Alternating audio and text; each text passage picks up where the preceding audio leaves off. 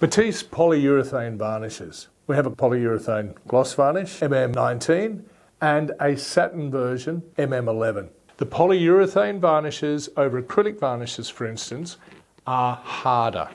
So they will dry with a harder, less flexible surface. They are more heat resistant than pretty well any other varnish on the market. Why would you want that? Well, for something like a placemat, coasters, any artwork that might be getting close to something that's quite warm. Now, say something that's quite warm, warm plates out of an oven will be fine.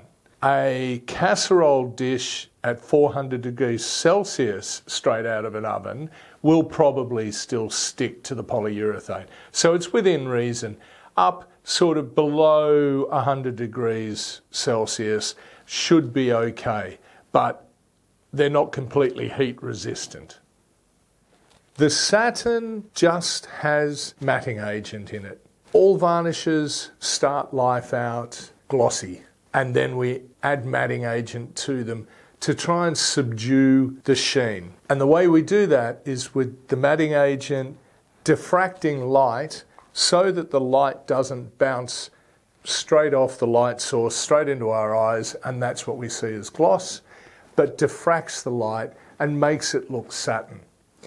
We don't make a matte in the polyurethane because polyurethane varnishes in and of themselves tend to be very glossy.